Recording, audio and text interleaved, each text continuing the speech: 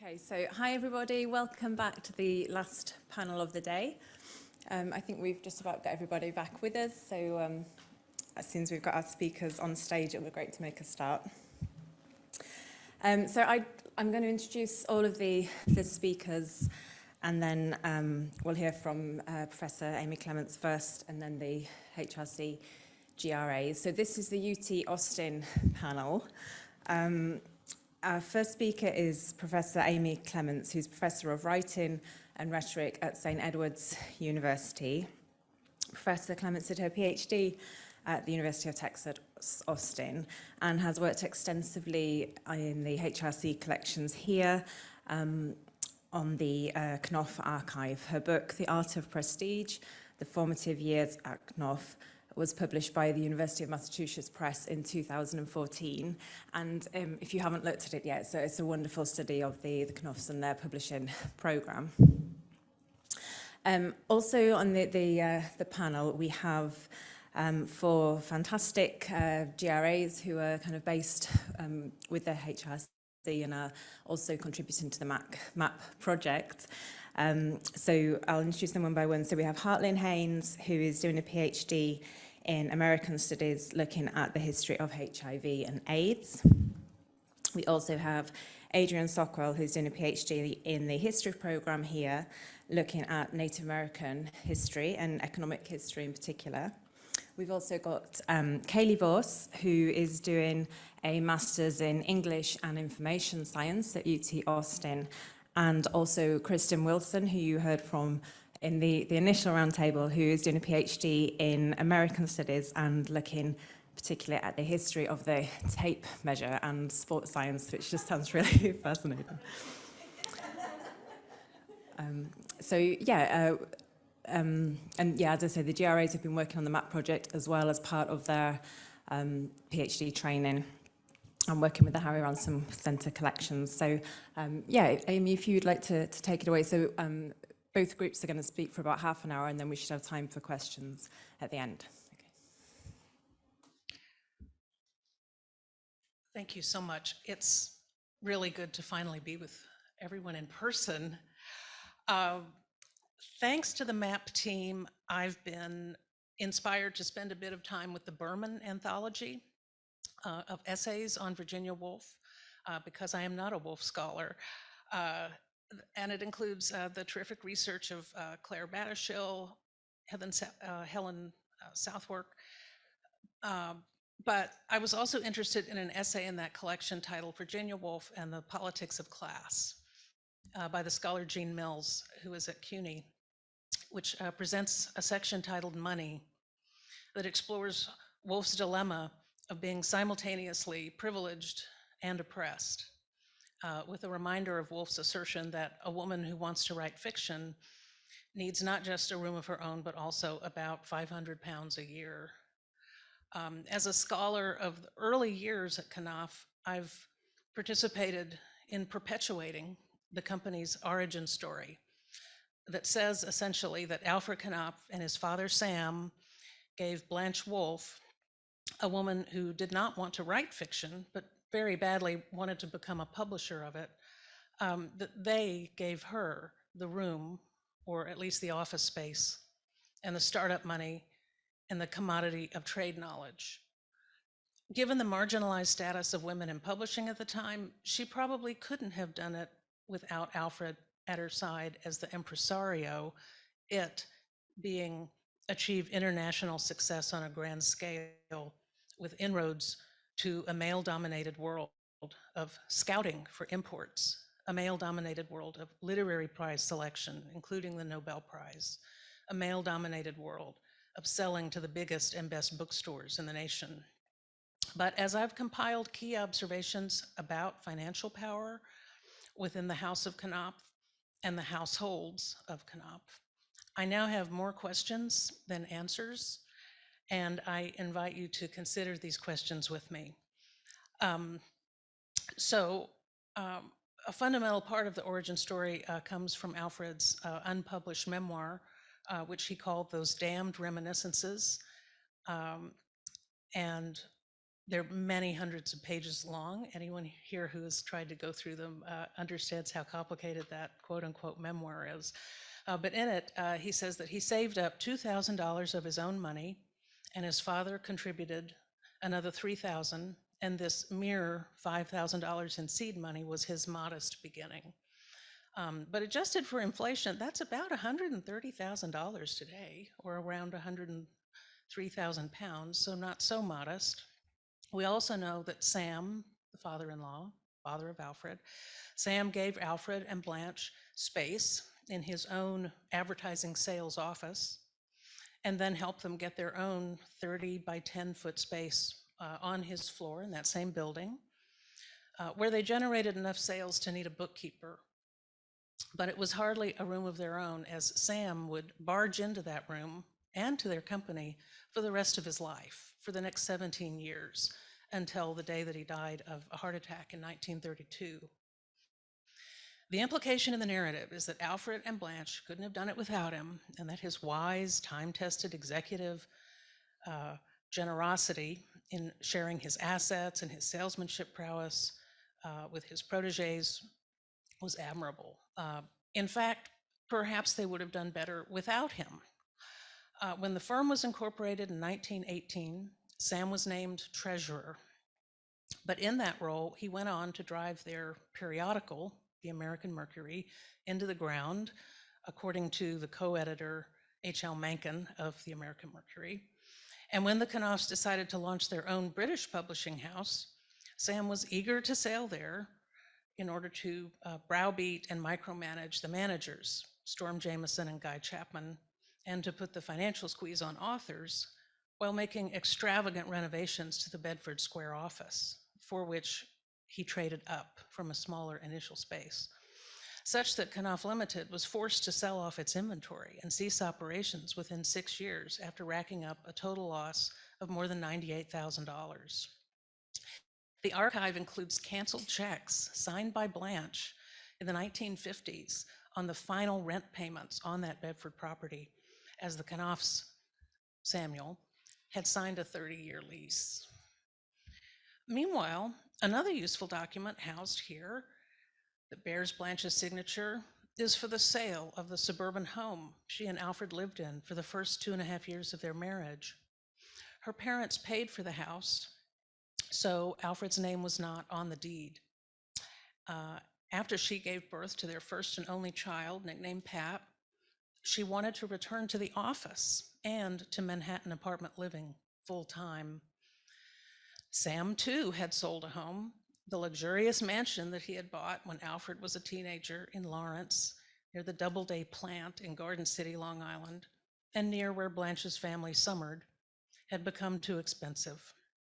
Lawrence had been the location of much of Blanche and Alfred's courtship, and the Knopf's Long Island mansion had helped persuade Blanche's mother to believe that the Knopfs weren't too socially inferior, but the truth was Sam was living far beyond his means there.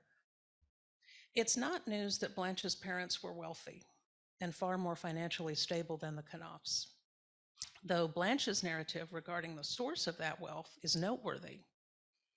She was known for referring to her father as a jeweler, a myth that has been definitively refuted despite its endurance in older resources, including a dictionary of literary biography entry from the 1980s. The DLB volume on Knopf, compiled by the HRC's Kathy Henderson and Richard Oram, stops that perpetuation. In fact, the wealth of Blanche Wolfe's family came from two industries: slaughterhouses on her mother Bertha's side, and clothing manufacturing, specifically caps and specialties such as ruffles on her father Julius's side. As a connoisseur of fiction, and perhaps also of social classes, Blanche believed that these industries would relegate her to low social standing, no matter how much money she had. So it was better to embellish by invoking fine gems. It's noteworthy that her parents were co-directors of the Wolfe Manufacturing Company, husband and wife listed as co-directors upon incorporation. Her father, an immigrant farmer from Hamburg, died less than a year after Blanche married Alfred. making his wife, Bertha, an independently wealthy widow, one who was only willing to buy $500 worth of Knopf stock when Alfred was soliciting $100,000 worth of shareholders when he incorporated in 1918. A majority of the shareholders were from his family, including, of course, Sam. What's rarely mentioned in the narrative is the fact that when Bertha died in 1925, Blanche's mother, 30-year-old Blanche came into a sizable inheritance. She split a $500,000 inheritance with her only sibling, her brother Irwin. The other asset from Bertha was a parking garage owned by Julius and Bertha, which was left entirely to Irwin, and I do not think that Blanche would have wanted the parking garage anyway. Finally, at the time of Blanche's death, at age 71 in 1966, according to records here in the archive, she left an estate valued at over $1 million, including stocks, bonds, and treasury bills. Does it, and should it, affect our reading of Blanche Knopf's life as a literary gatekeeper to know that by the time she was 30, she easily had the annual 500 pounds of her own, and that the financial success or failure of Borzoi books would have no impact on her material well-being? How does this information change our understanding of her motivation? Jean Mills writes in that essay of Woolf's instruction that, quote, and these are Mills's words, not Woolf's, but Mills is paraphrasing, but quote, women's intellectual freedom and freedom of expression are dependent on money, access, and the cultivation of reputation and power. Surely Blanche possessed all of these. Why did she not strike out on her own after her inheritance when her celebrity was blooming? How did she not go mad under the thumb of her incompetent father-in-law, who held the purse strings even as he was emptying the purse? Perhaps she nearly did during her time at Baden-Baden in her 20s. And ultimately, does this line of questioning perhaps help us understand why, although Virginia Woolf and Blanche Wolfe Knopf had nearly identical taste in literature and very similar taste in canine colophons, why they, if all current indications are correct, apparently never formed a publishing partnership, much less a friendship? Would Woolf, champion of the working class, have been put off by the Knopf's disinterest in the typographical union strikes of 1919, or also perhaps by the Knopf's perceived emphasis on creating ersatz, handmade books that were in fact industrial in every way? No answers, just putting out some questions there. Thank you very much.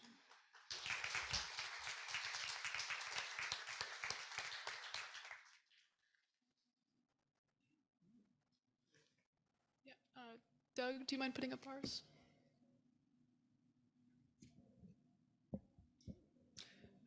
Okay. Thank you for that paper, Amy. That was wonderful. And thank you for the introduction, Nicola. So first, I just wanted to, I know Steve did the introduction of the HRC earlier this morning, but I wanted to really emphasize here, this is alongside the work that MAPP is doing to make these materials accessible. This is a wonderful humanities research institute with nearly 1 million books, more than 42 million manuscript materials, 5 million photographs, and over 100,000 works of art. Please, please, please do research with us. We would love for you to do research with us. And I'd like to explain briefly the GRA role, the Graduate Research Assistant role here at the Ransom Center. So as it sounds, we are graduate research assistants. We are graduate students here at UT, and our primary role here is to help patrons with their research. They email us, they ask, can I get scans of this collection?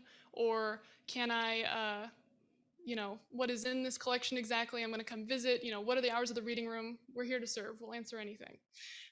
And so that, alongside our work at every part of the Ransom Center to increase accessibility, means that we are the #1 fans of MAPP here at the Ransom Center. I mean, everyone at the Ransom Center loves MAPP, but we really love MAPP. So we're really happy to be working with y'all. And thank you for including us in this project. So today, the goal is to show you some highlights from the Ransom Center's collections. So we are not experts on these materials, but we really hope that we can show you a starting point for your research. All of these materials will hopefully someday soon be on the MAPP website and are just sort of the tip of the iceberg of what's here at the Ransom Center that we hope one day will be on the MAPP website. So we're going to be walking through the history of women in transatlantic modernist publishing, specifically that folder that I was talking about in the round table in the William A. Bradley Literary Agency collection. So we're going to be talking about the Hogarth Press corresponding with William A. Bradley, which should all be up on the MAPP website hopefully soon, we think.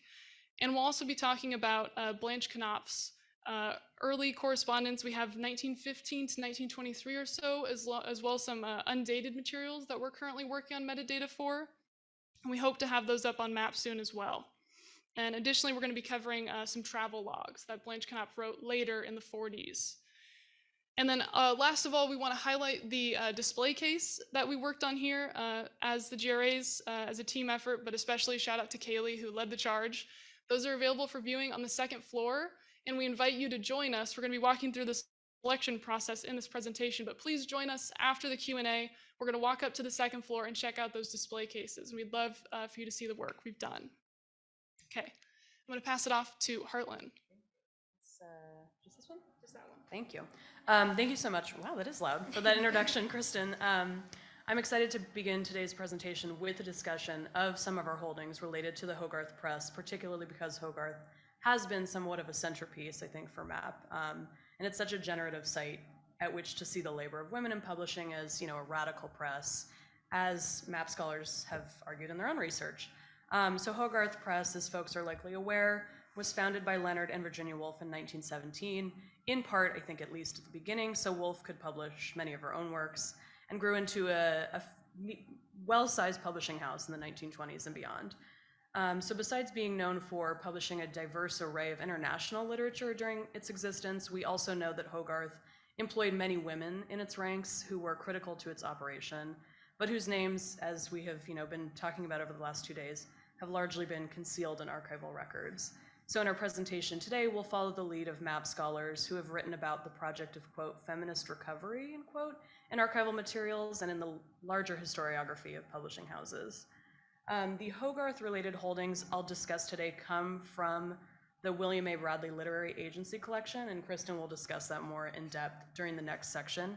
But I do want to note just that we are particularly excited about how MAPP, and particularly its metadata projects, can help kind of demystify the immense contents of something like the Bradley collection and unearth, again, this sort of hidden labor within them.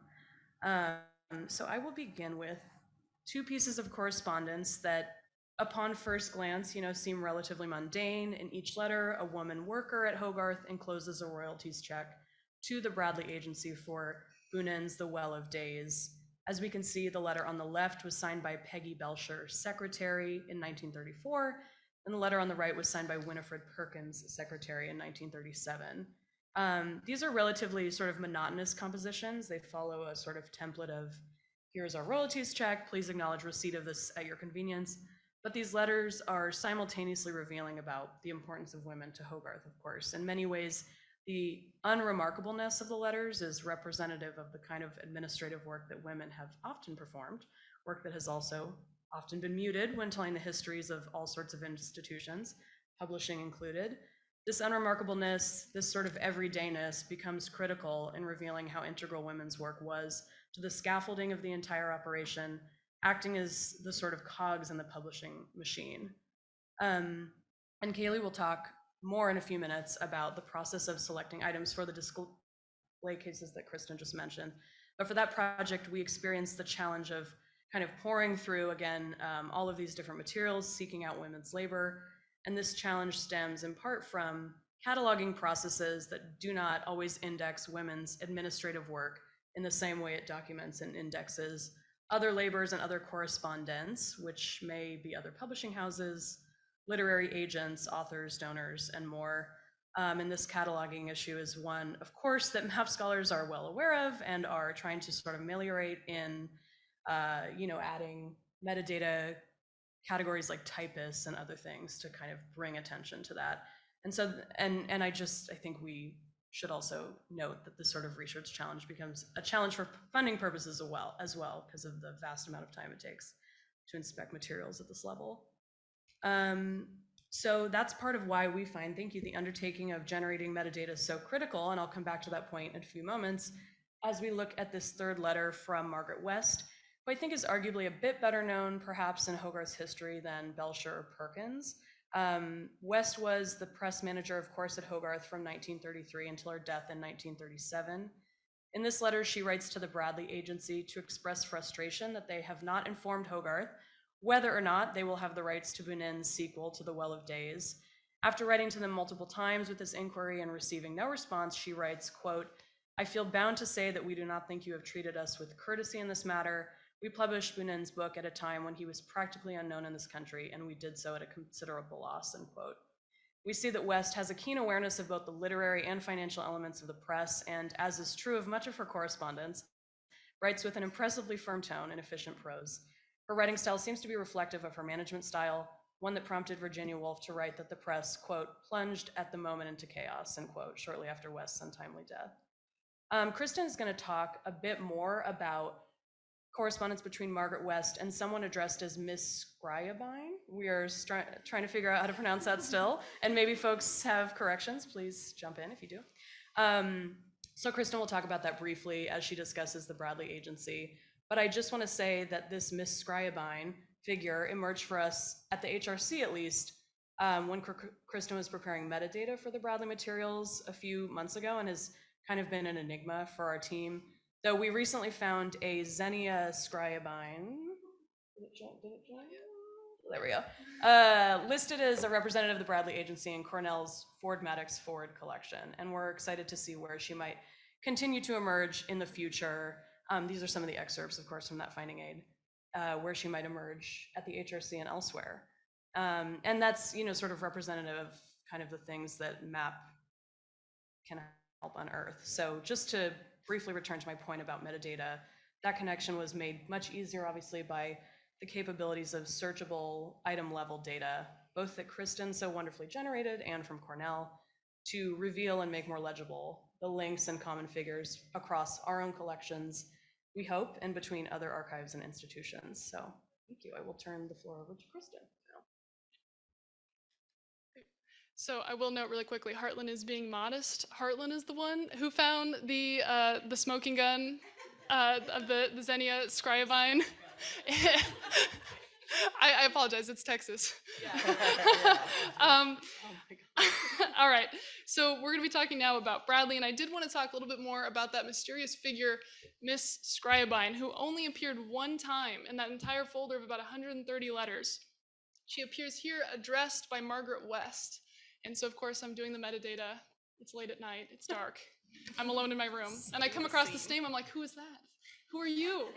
And then, of course, wonderful to have a first name now, and a wonderfully distinctive first name to go with that wonderfully distinctive second name really helped us narrow down that this is the same person. And so what's happening here that we should consider too is just the nature of this collection.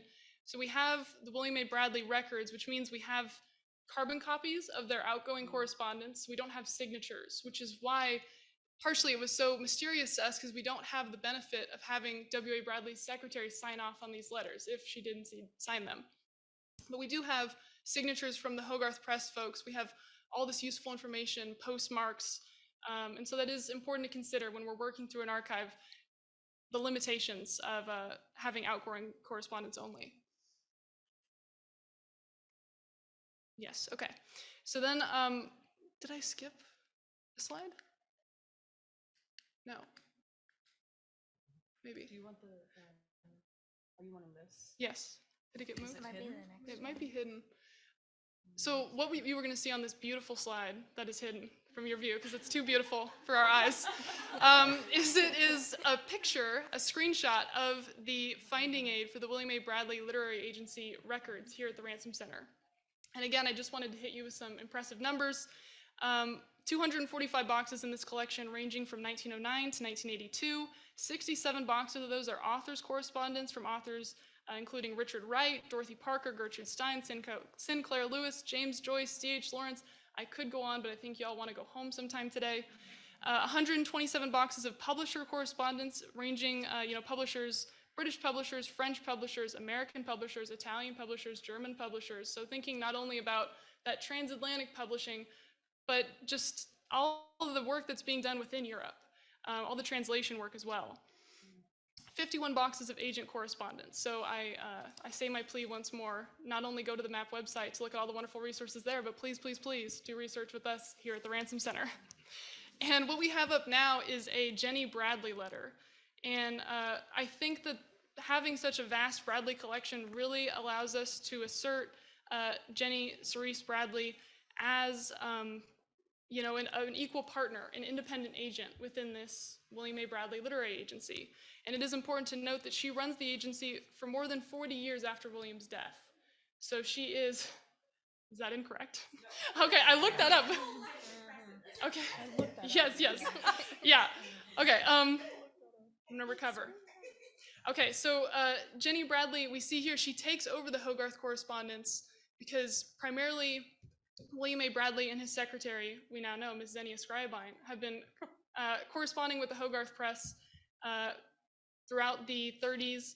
And now, after William A. Bradley passes away in early 1939, we see Jenny Bradley step in and sort of set the tone for the relationship between the Bradley Agency and Hogarth Press going forward. And here she is saying, we must insist on retaining the alteration suggested by Mr. Lehman. And what they're discussing here is, I think, our favorite Ivan Bunin Grammar of Love.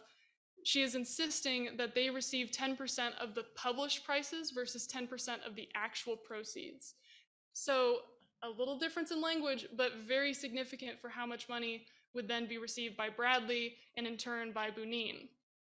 So really Jenny Bradley asserting herself, Cerise Bradley, as just as formidable a negotiating figure. And then a last note here before we move on to Blanche Knopf. I will note this is a carbon copy letter, and there's nothing, a carbon copy of a letter, there's nothing here that directly says it's from Jenny Bradley. And so I'd like to emphasize the importance of having this correspondence chain. The only way we know it's from Jenny Bradley is because we get a response addressed to Jenny Bradley from Nora Nichols at Hogarth Press, responding to the points in this letter. So thinking not only about how valuable it is to have isolated pieces of correspondence, but to really see these conversations develop and to see how they're really creating these modernist works together. Maybe? Please?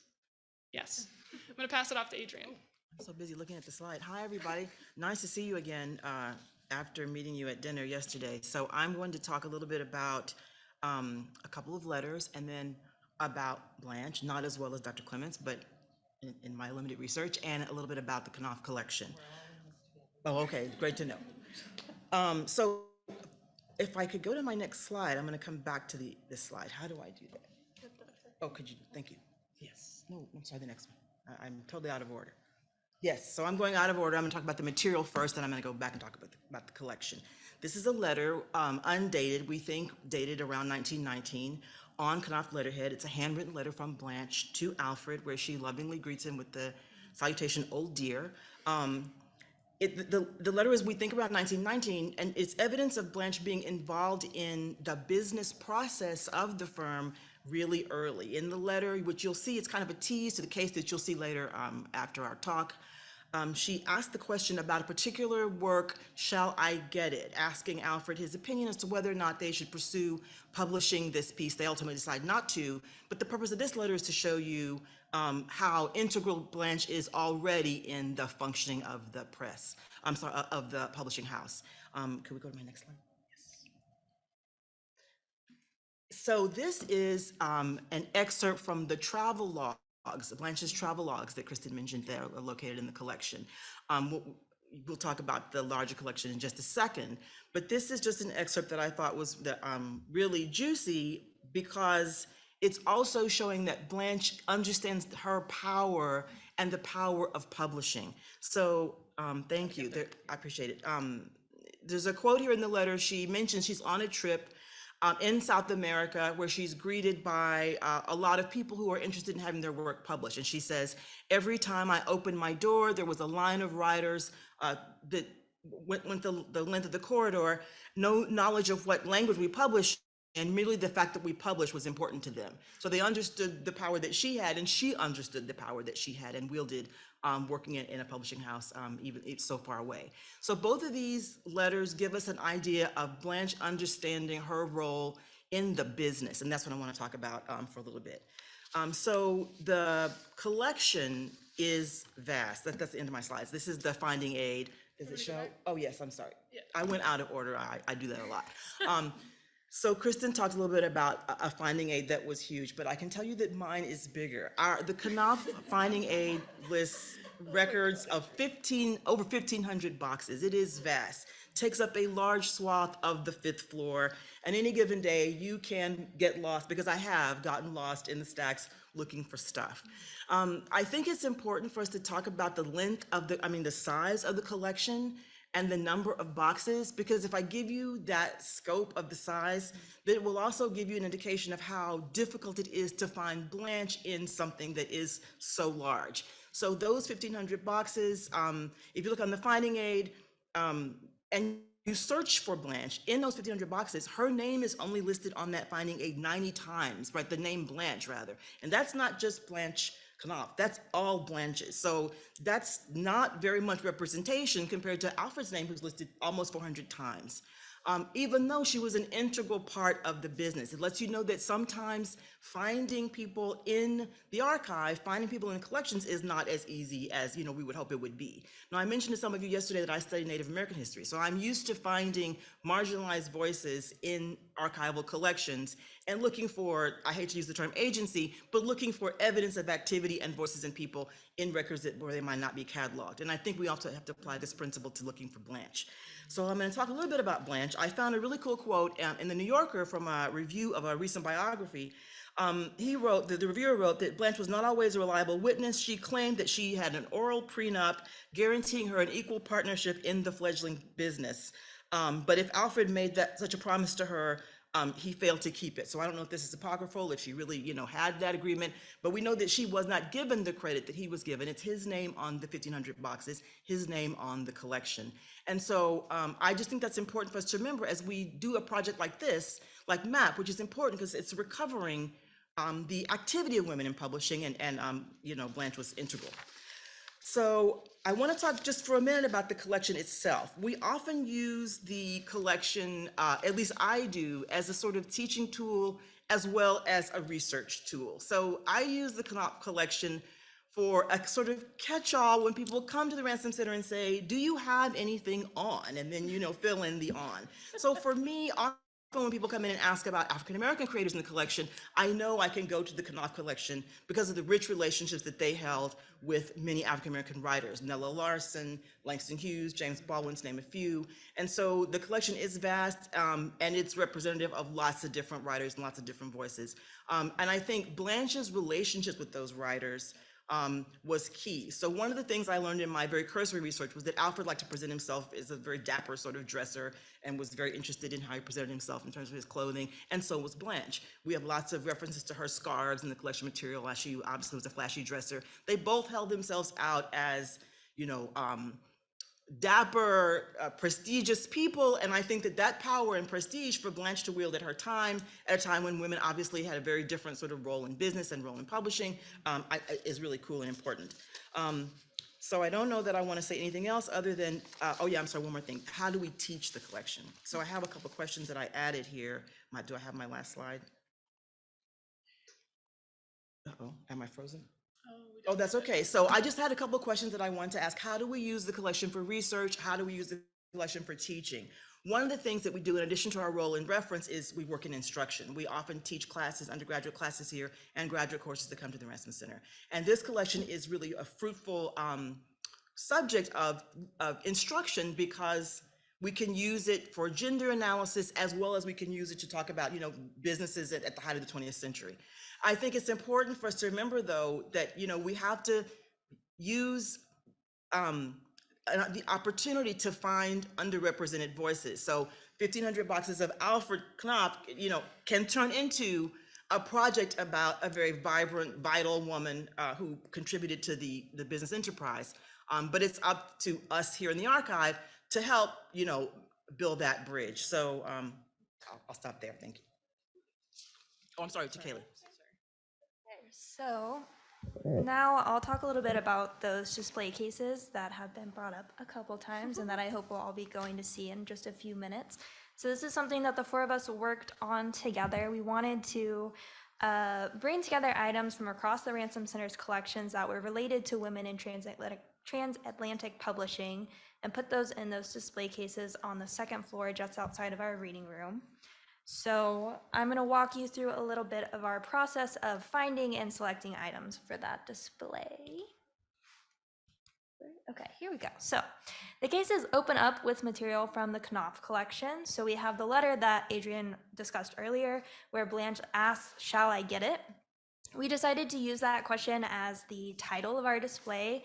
I think it captures the common sense that exists between the items in the display and the collections in these women's lives. It's like almost a repressed or a sly sense of authority that these women yielded in their positions. We also selected this photograph of Blanche with a Borzoi dog. So Blanche conceived of and drew the Knopf logo, which is the running Borzoi. So this felt like an appropriate way to point out her sometimes subtle but enduring influence over the brand. We do have a pretty extensive Knopf photography collection here that includes both photos that the Knopfs owned and photos they took. So this one is a family photo that was taken presumably by Alfred in 1917. Then we have two letters from the William A. Bradley Literary Agency collection. One is from Jenny Bradley, who we've already heard about several times today. And the second is a reply from Barbara Hepworth of the Hogarth Press. Barbara was the first full-time salaried traveler for Hogarth, so essentially a literary talent scout who was wandering the world and looking for books to publish.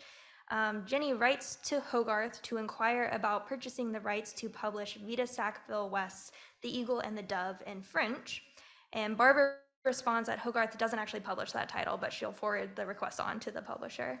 What I love about this exchange is that both women open their letters with the address "Dear Sirs," which was funny, especially to me, because when I worked in publishing too, I worked at Penguin Random House, and I often got emails that also opened up with "Dear Sirs." And I one time corrected the person who sent the email, and I said, "Our office is overwhelmingly female, and if you want to talk to a sir, you're going to be waiting a really long time for her response." Because the truth is that the women are the people who make the publishing company run. So it's just kind of funny to see that that persists today, and especially that women were also using it back in the day. So, move on. So the next set of items come from the Alice Corbin Henderson collection. So Alice Corbin Henderson was an American poet and the assistant editor of Poetry magazine, which was founded by another woman, Harriet Monroe. Together, the two women published 113 volumes between 1912 and 1969. So we have included here the masthead of volume 8, where you can see Alice is listed as an associate editor. Alice and Harriet also worked together on a poetry anthology that was called The New Poetry. They published editions in 1917, 1923, and 1932. This longer piece all the way on this side, that is the first page of a very long letter that Alice wrote to Harriet in 1921 about the second edition, and she's outlining some initial revisions. She seems especially concerned about navigating both getting permission from poets to include their work and then also potentially having to snub poets by removing work that was in the first edition and is not going to make it through into the second edition. So she's having kind of entering into sort of like an emotional editorial capacity in these letters, and she's also very carefully sussing out her own network and connections among writers and who she can talk to and how she can convince people to be part of this project. We've also got a little fragment of a letter sent by Ezra Pound, where he is complimenting Alice and saying that the poetry anthology is, quote, useful and original. There's actually a lot of correspondence between Ezra Pound and Alice in her collection. They talked a lot about things that he was submitting to Poetry magazine. They exchanged poetry because Alice herself was also writing poetry. A lot of times the correspondence has a business type tone to it. He almost writes to Alice like she works for him, and she doesn't. But later in her life, she goes through kind of an extended period of illness, and you can see that he's actually like a very close friend, and he cares very deeply for her, and he sends her all these letters just to kind of entertain her while she's isolated and sick and sad. So it was very, very interesting correspondence. There's also a couple of places where Ezra Pound makes little comments about women in publishing and women in the literary world, and he says something to the effect of like, I really want to get in touch with this author who is writing under just their initials, so he doesn't know who they are, and he says something like, I suspect it's a woman, and so I'll never actually be able to get in touch with them because they're going to keep their identity secret.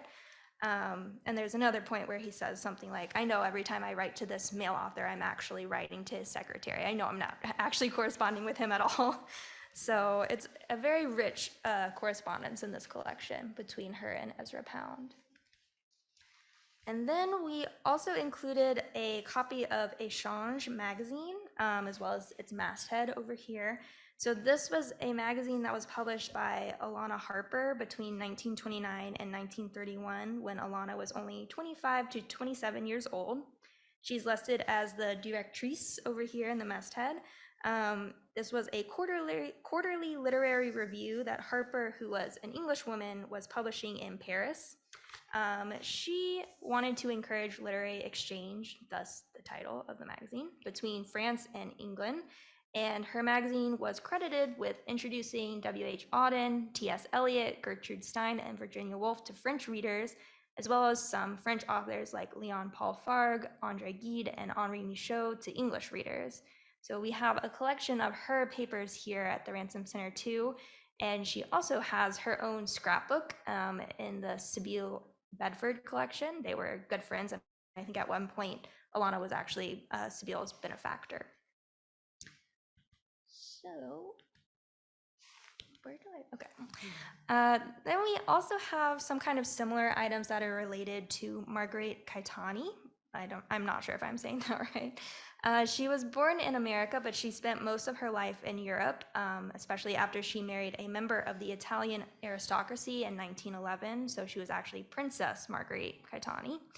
She founded 2 literary journals in her lifetime, both of which were focused on printing works in multiple languages. The first was called Commerce. She published that one in Paris between 1924 and 1932. And then the second was called Bottega Oscura, and it was published in Rome between 1948 and 1960.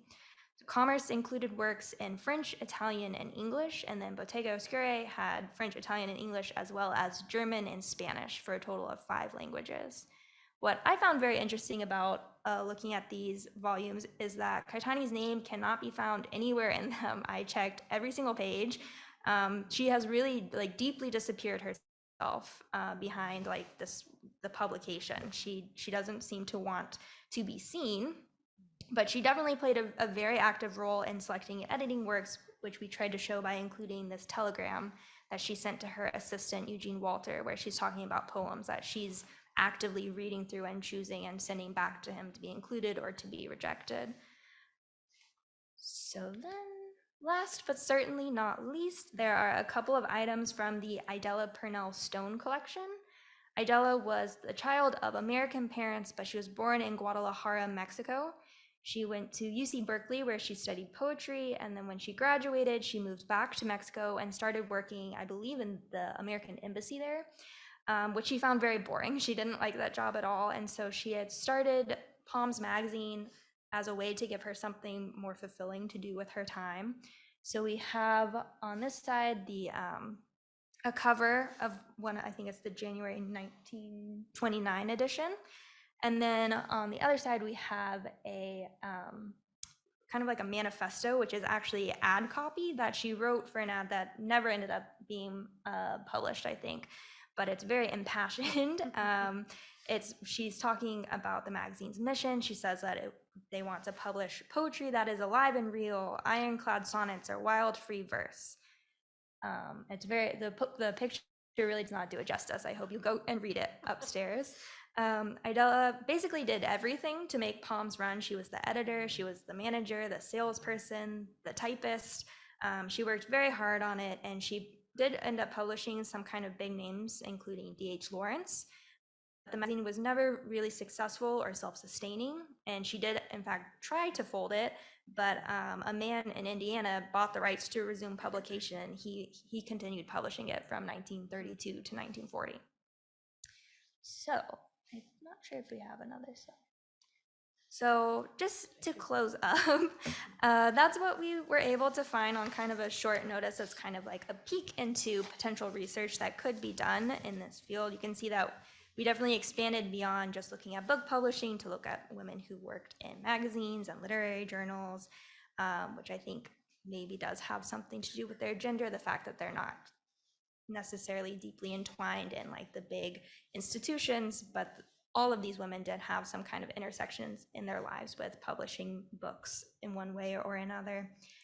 And then interestingly, I think ties in very well to what Dr. Clements was talking about. A lot of these women came from a position of privilege. They were incredibly wealthy. Some of them were socialites, it girls, women who were very famous and well known. And so our display doesn't necessarily capture figures like Xenia Scriabine and like these other kind of really unrecognized, hard to find, hard to discover people in the archive. And I think that's really just because we didn't have the time to do that kind of really in-depth research that sort of recovery project would require.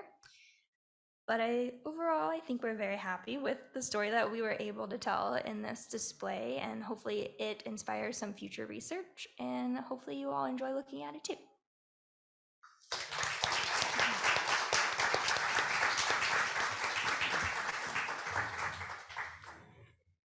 Thank you all. That was really super. And yeah, there was just so much there, really rich. I feel like my kind of brain is exploding with all the extra information. And it was nice to hear about the different linguistic contents as well. Would anybody like to make a comment or have a question for any of the two presentations? Yeah, Alice.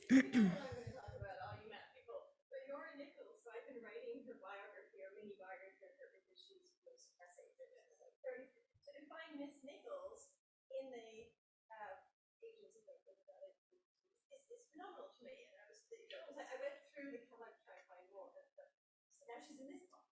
She's mentioned a few times. Okay, I didn't know it was super novel. Okay, yes. That's my first question. I will send you some. I'm just finishing a vision chapter.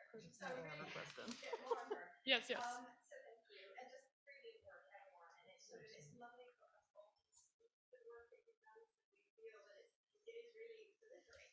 Right. So the other thing, and this is just an item of signature, so we can tell that Jenny Bradley is dictating that letter. Okay. Because of the little JSB/XX, and it's the idiom in these expression that the dictator is the first president student, and it's usually LW, but we see that good. And then his secretary, so after the slash is the secretary, and that's now you know. Xenia. Yes. Okay. Yes, that's so helpful. I wish I'd talked to you before I started doing this metadata, but now I know going forward.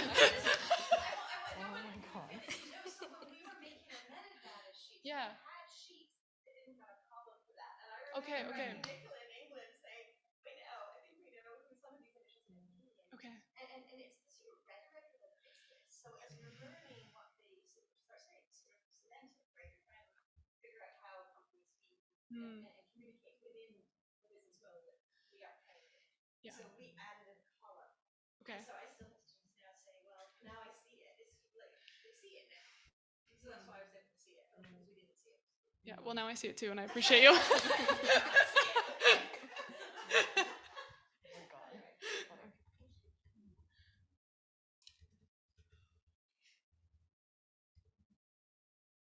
I wonder if perhaps if I could just, it was really interesting when you were looking at the South American papers. There was this kind of, it looked like there was a quote about there are no publishers in Peru. And I don't know if you can answer this, Kristen, but it was just really interesting because so with a lot of kind of British publishing history now, people have been looking at the kind of the impact of British publishers on the kind of on the British Empire and colonies and like suppressing publishing houses almost elsewhere, and the kind of there's like the kind of decolonizing work around now, kind of publishing history. And I was just kind of struck by that comment and the fact that she's, I don't know, it's probably too big a question, but it's just kind of interesting to see what and she goes to, I mean, she's kind of really important in publishing South American writers, I guess, isn't she? And she spent kind of time in Brazil as well. And I don't know, yeah, if you just from what you've seen in those papers, there's kind of what to say about that? Or?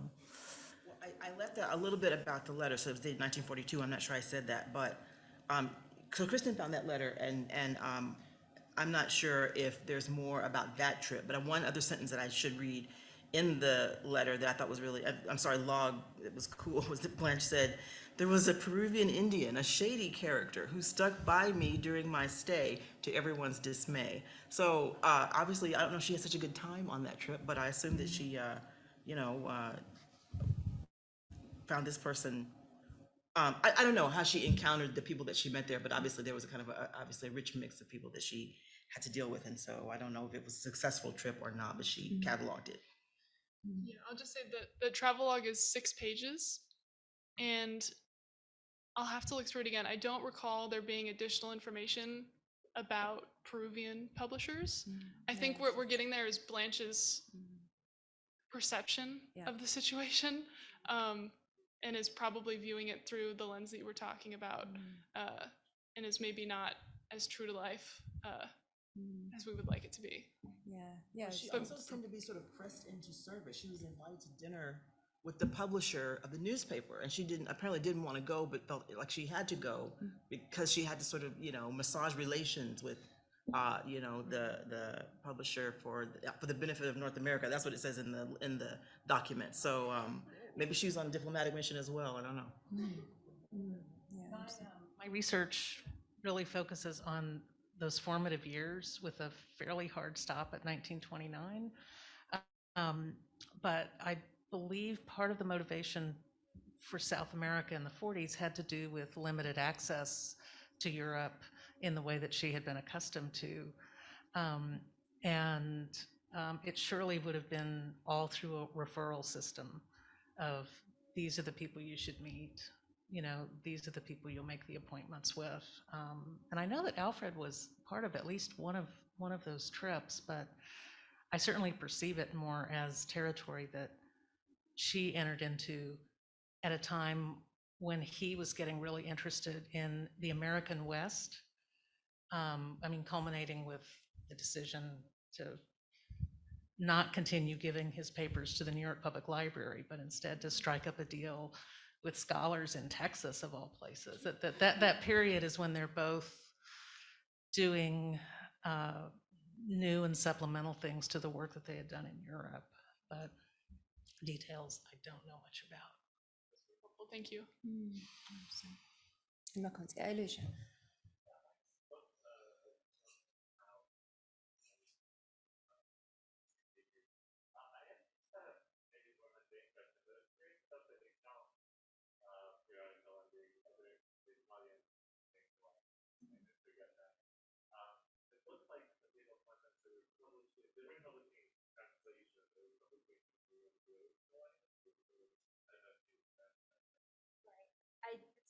I specifically didn't say because it was kind of unclear, but because in some places it does suggest that they were in translation, but I do not think that they were. I'm pretty sure they were original language, and it was just like all 5 languages in the same volume, and it was just like, here's a German one, here's a Spanish one.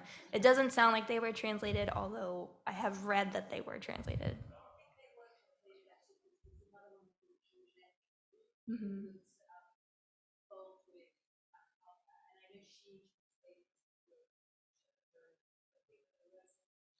Yeah, it's kind of, we do actually have, I think, every volume here, so you can read through and see if you want to. I didn't read through all of them, but I've kind of seen conflicting information, but I wouldn't be surprised if at least some of them were in translation. Yeah, Jim.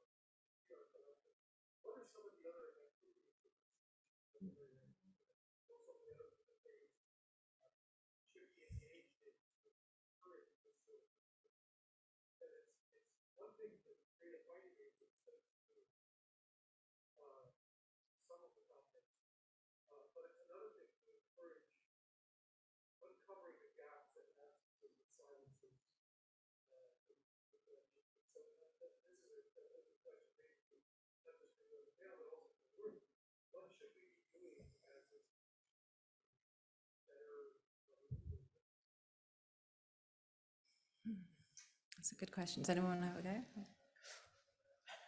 I have some ideas. No, that's a hard question. I can tell you that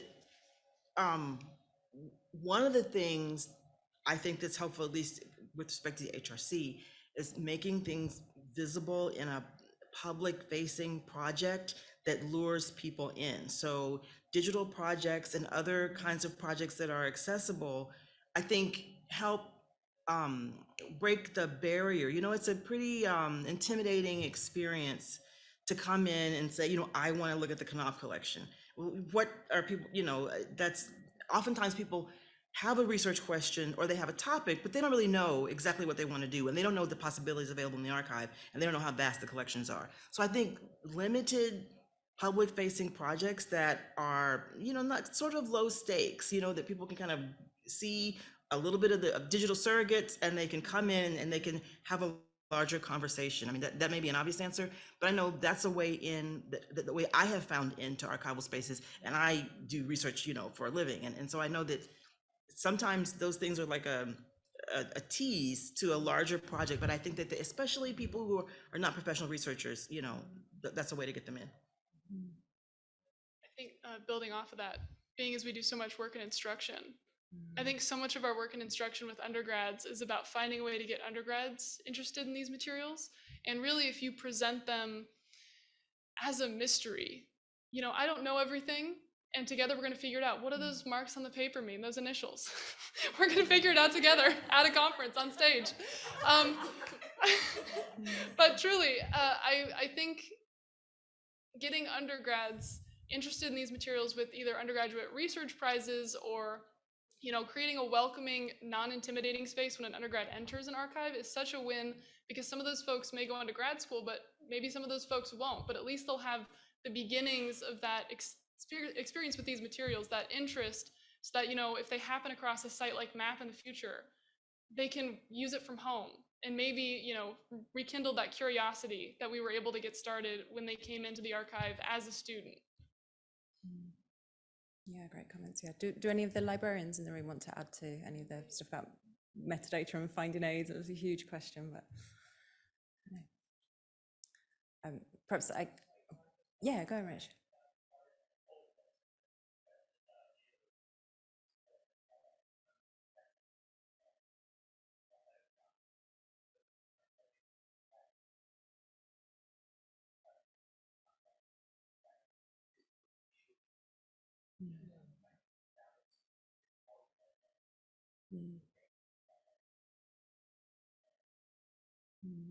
Yeah, I have a bit of assessment on one of my modules that uses archives, and the students do kind of creative reuse of archival materials, and it's not public, Caroline, but they've done like Insta profiles and things, and done like yeah, that's kind of interesting, because again they're finding their own pathway through materials. But yeah, that was really wonderful. I think we're so impressed by all the work you've done, and it was really appreciate those talks. So thank you all very much for sticking around. It's been a long day, and we really appreciate your engagement as well through Q&As and discussions. So shall we go and see the things upstairs?